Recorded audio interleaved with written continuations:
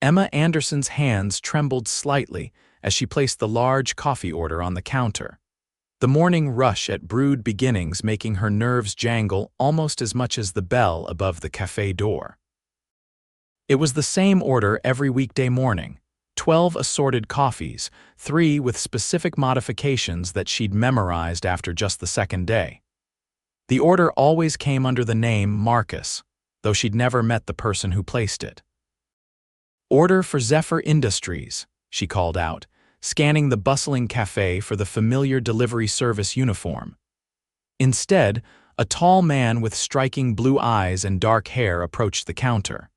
He wore a charcoal suit that looked more expensive than her entire wardrobe.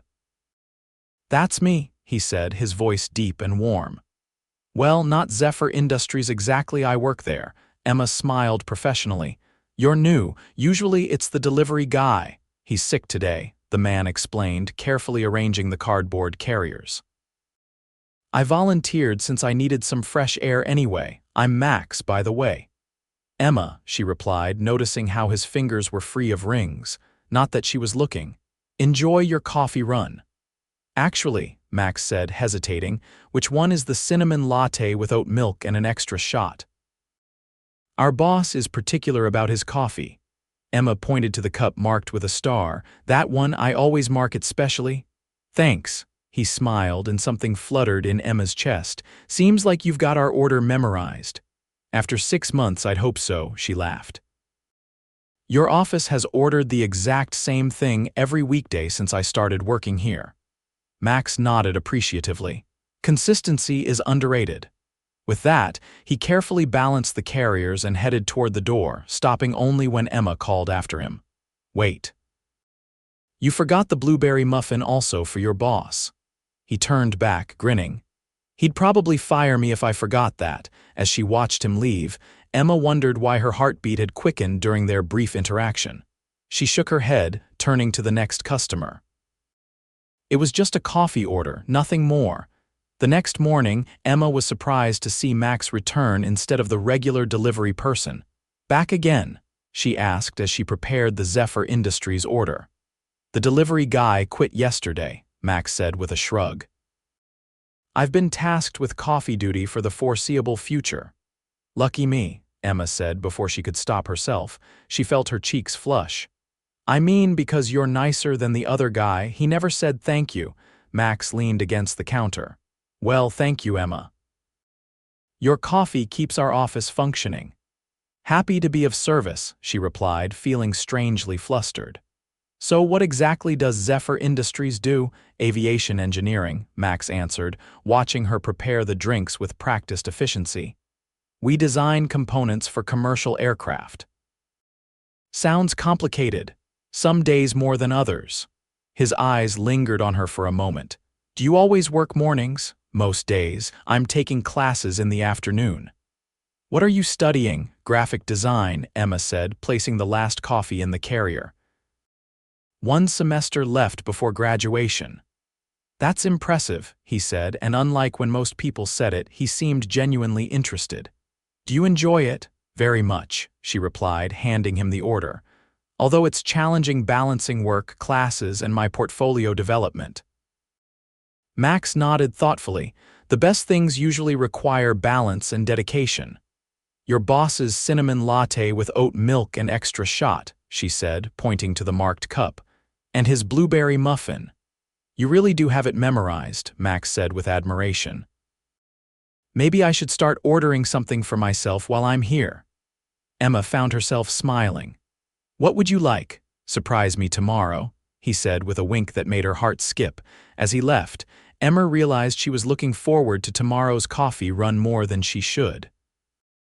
It was just friendly customer service, she told herself. Nothing more. But over the next 2 weeks, their morning interactions became the highlight of Emma's day. She began experimenting with different coffee combinations for Max, who seemed genuinely delighted with each creation. "This is amazing," he exclaimed after taking a sip of her latest concoction, a honey lavender latte with a hint of vanilla. "You should be developing coffee flavors professionally." "Just a hobby," Emma replied, though his compliment warmed her. How's your boss liking his consistent order? Something flickered across Max's expression. He's quite satisfied. Actually, he mentioned how much he appreciates the consistency. Well, tell Mr. Consistent I'm glad he enjoys it, Emma said with a laugh. Max shifted the coffee carriers. Maybe you could tell him yourself sometime. Before Emma could respond, another customer demanded her attention, and Max nodded goodbye. As he left, Emma couldn't help but wonder about his last comment. Was that an invitation on Friday morning? Emma was running late after staying up finishing a project. She rushed into Brewed Beginnings 15 minutes after her shift started, apologizing profusely to her manager. It's fine, but hurry, her manager urged. The Zephyr order is already here. Emma quickly tied her apron and found Max waiting patiently at the counter. I'm so sorry, she said breathlessly. Design project deadline. No worries, Max said, his eyes crinkling with a smile. I understand deadlines all too well. As she prepared the order with practiced speed, Emma noticed Max seemed different today, more formal in a perfectly tailored navy suit with a subtle pinstripe. Big meeting, she asked, nodding toward his attire. Investors, he confirmed. It's an important day for the company. Well, you look very professional, Emma said, immediately regretting how personal the comment sounded, but Max seemed pleased.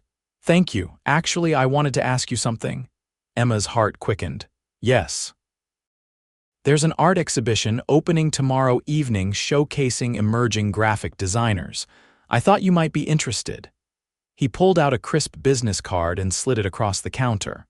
My personal number in case you'd like to go together. Emma stared at the card. Zephyr Industries, Maxwell Zachary, she read aloud. She looked up, confused. You're not just some guy who works there. Max had the decency to look slightly embarrassed. I'm the director of operations. Wow, Emma said, impressed despite herself. That's definitely not just some guy. So the exhibition? Tomorrow at 7, Emma hesitated only briefly before smiling. I'd like that. Great. Text me your address and I'll pick you up at 6:30. As Max left with the coffee order, Emma examined his business card more closely. Director of Operations at just, she guessed, early 30s. He must be incredibly talented. She carefully tucked the card into her pocket, feeling both excited and nervous about tomorrow evening. Emma spent far too long getting ready the next evening, changing outfits 4 times before settling on a simple black dress that looked professional yet elegant. She was putting the finishing touches on her makeup when her phone buzzed with a text from Max. Downstairs whenever you're ready. No rush. Taking a deep breath, she grabbed her portfolio just in case networking opportunities arose at the exhibition and headed down to meet him. Max was leaning against a sleek black car, looking casually sophisticated in dark jeans and a blazer. His smile widened when he saw her. You look beautiful, he said, opening the passenger door. Thank you, Emma replied, sliding into the leather seat. This is quite a car. Company perk, Max said, getting into the driver's seat. One of the benefits of being in management. As they drove through the city, Emma found conversation with Max came easily. He asked thoughtful questions about her studies and seemed genuinely interested in her answers. By the time they arrived at the gallery, she felt relaxed in his company. The exhibition was housed in a converted warehouse space, with bright lights illuminating various displays of graphic design work. Emma was immediately drawn to the creative energy of the room. This is wonderful, she said, eyes wide as she took in the diverse artwork. Thank you for bringing me. I thought you'd appreciate it, Max said, guiding her with a light touch to her lower back. There are some incredible talents here. As they wandered through the exhibits, Emma found herself imagining her own work displayed in such a space someday. Max introduced her to several people he knew in the industry, always highlighting her status as an emerging designer. You've got connections in the design world too? Emma asked after one particularly helpful introduction. Max shrugged modestly. Zephyr does a lot of work with creative agencies for our marketing materials. I've picked up a few contacts along the way. They had just paused in front of a particularly striking digital illustration when Emma heard someone call Max's name. Turning, she saw an older man approaching with purpose. "Max, didn't expect to see you here," the man said, clapping Max on the shoulder before turning curious eyes to Emma. "James," Max greeted him with a firm handshake. "This is Emma Anderson, a talented graphic design student. Emma, this is James Whitford, Zephyr's chief financial officer." Emma shook James's hand, noticing how his eyebrows rose slightly at her introduction. "Pleasure to meet you," she said politely. "The coffee shop girl?" James asked with sudden recognition. Emma felt her cheeks warm. "I work at Brewed Beginnings, yes." James looked between them with undisguised interest. "Well, Max has been singing the praises of that cafe for months now. I see there might be more than just good coffee drawing him there every morning." He winked at Max, who looked uncharacteristically flustered. "James," Max said with a warning tone. "Right, well, I should find my wife," James said, still grinning. "Lovely to meet you, Emma. Don't let this workaholic bore you with aviation talk all evening." As James walked away, an awkward silence fell between them. "I'm sorry about that," Max finally said. "It's fine," Emma assured him, though she felt confused. "I didn't realize the director of operations personally fetched coffee for the office every day. That seems unusual." Max hesitated, then gestured toward a quieter corner of the gallery. Once they were away from the crowd, he ran a hand through his hair, a nervous gesture Emma hadn't seen from him before. "I haven't been entirely honest with you," he admitted. Emma's heart sank. "Are you married or something?" "No, nothing like that," Max quickly clarified. "It's about my position at Zephyr. You're not the director of operations." "I am, technically," he said. "But I'm also the CEO and founder." Emma stared at him, processing this revelation. "You're the boss, the one with the specific coffee order and the blueberry muffin." Max nodded, looking genuinely apologetic. "When our regular delivery person called in sick that first day, I decided to pick up the order myself. I'd been curious about the cafe that made the coffee everyone raved about." "And then you kept coming back," Emma said slowly, pretending to just be an employee. "I didn't intend to mislead you," Max explained. "That first morning, I enjoyed our brief interaction so much that I wanted to come back. But in my experience, once people know I'm the CEO of a successful company, they treat me differently. So you lied." "I omitted," Max corrected gently. "I am the director of operations, I just happen to be other things too." Emma wasn't sure how to feel. On one hand, she understood wanting to be seen as a regular person. On the other, starting any kind of relationship with dishonesty seemed problematic. "I wanted you to get to know me as Max, not as Maxwell Zachary, CEO of Zephyr Industries," he continued when she remained silent. "I should have been upfront sooner, and I'm sorry." Emma looked at him thoughtfully. "So all those coffee runs were the best part of my day," he finished sincerely. "I rearranged morning meetings just to make sure I could be the one to pick up the order." Despite herself, Emma felt a smile tugging at her lips.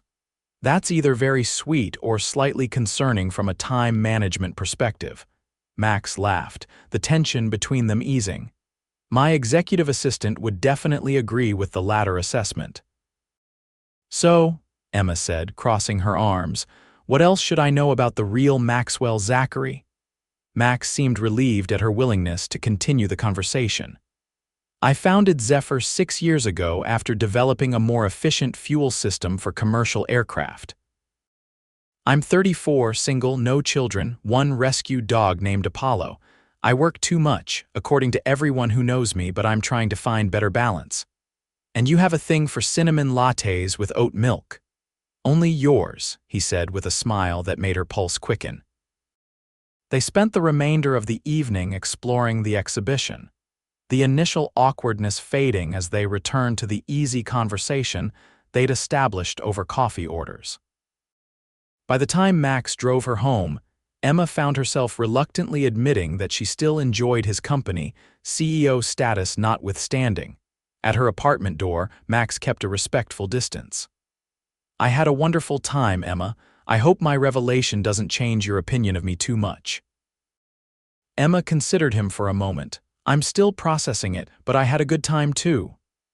"Would it be too forward to ask if I might see you again, outside of coffee orders, I mean?" She hesitated only briefly. "I think I'd like that." Max's smile was both relieved and delighted. "I'll call you tomorrow.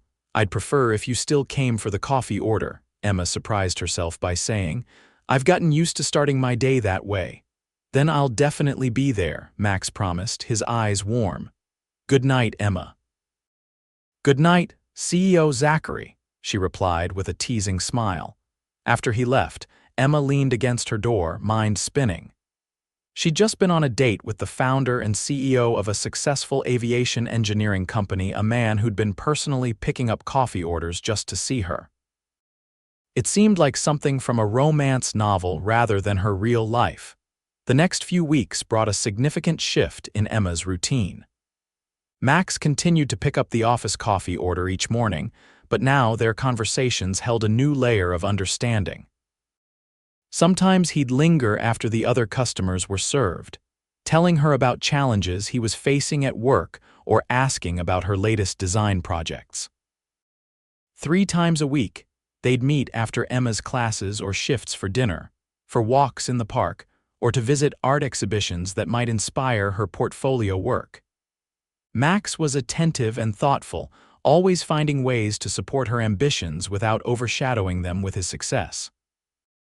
One evening, after Emma had spent the day struggling with a particularly challenging assignment, Max surprised her by bringing dinner to her apartment. "You mentioned you were stressed about your project," he explained, holding up bags of food from her favorite Thai restaurant.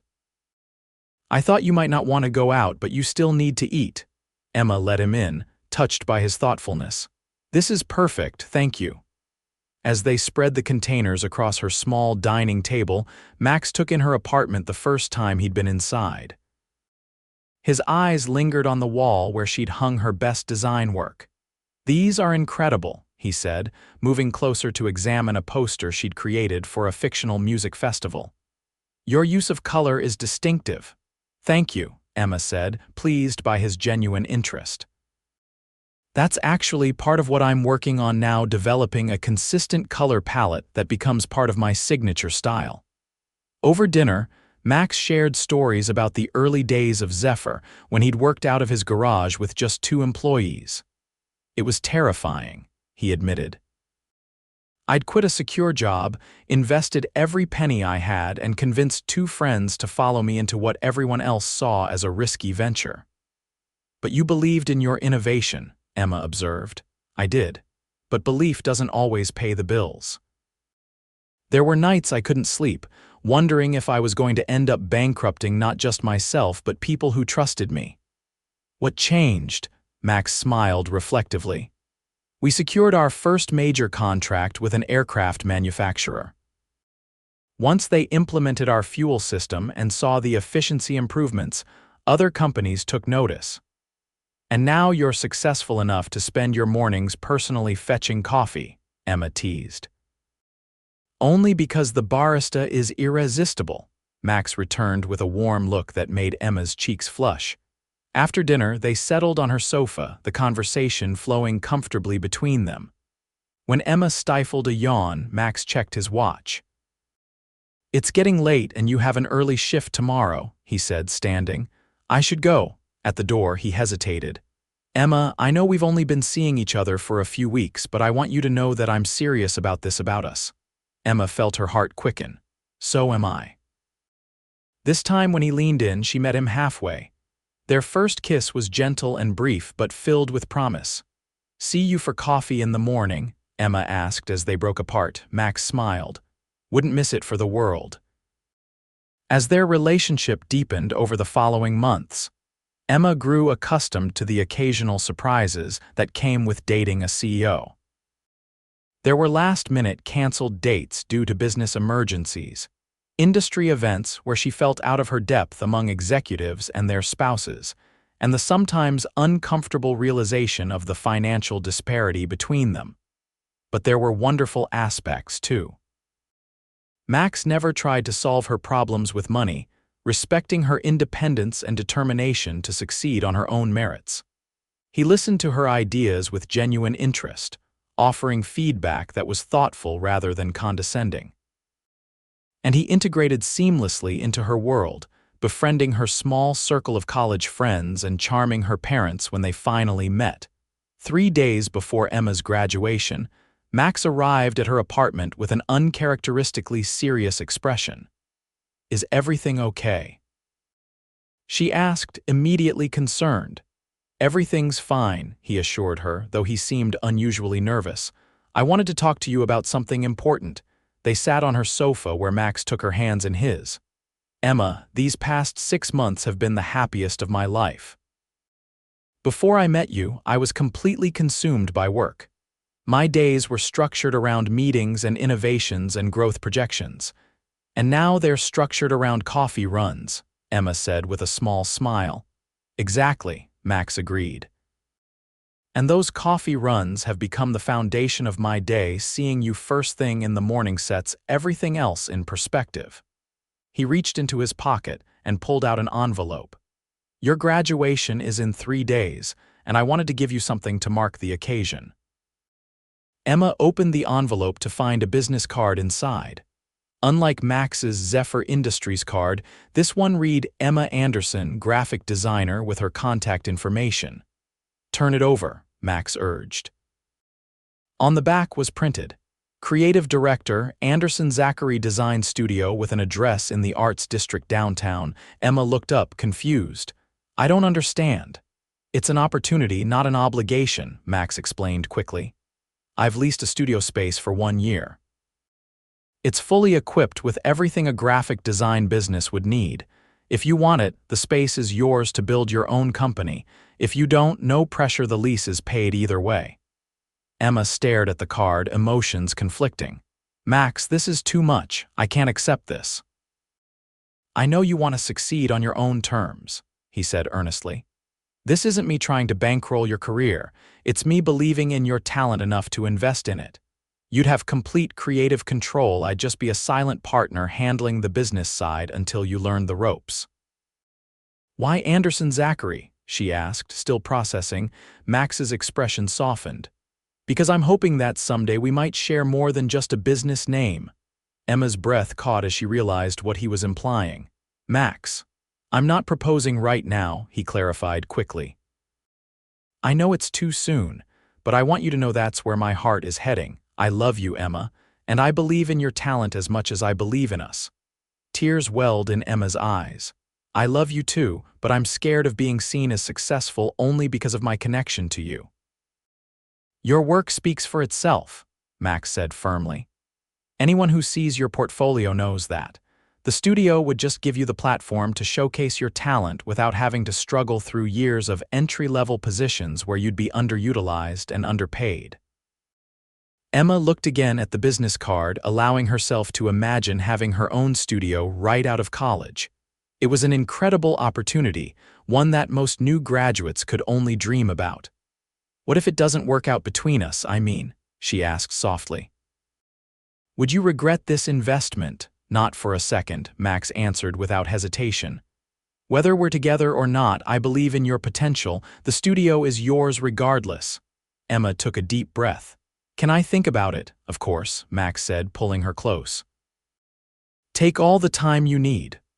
On graduation day, as Emma accepted her diploma, she spotted Max in the audience, applauding with unmistakable pride. Her parents had insisted on hosting a small celebration at their home afterward, and Max had fit seamlessly into the family gathering, helping her father with the grill and discussing design trends with her mother, who was an amateur painter. Later that evening, as they walked through her parents' garden, Emma made her decision. "I want to accept your offer," she said, stopping beside a flowering rose bush, "but with conditions." Max raised an eyebrow. "I'm listening." "First, we draw up a proper business agreement. I'll repay your investment over time as the studio becomes profitable." "Fair enough," Max agreed. "What else?" "Second, while I appreciate the name Anderson Zachary, I think I need to establish myself as Emma Anderson Design first. Maybe we can revisit the partnership name later." A smile spread across Max's face. When we share more than just a business card, Emma nodded, a blush coloring her cheeks. And third, I still want to make your coffee every morning. Max looked puzzled. You're going to run your own design studio but keep your barista job? No, Emma laughed.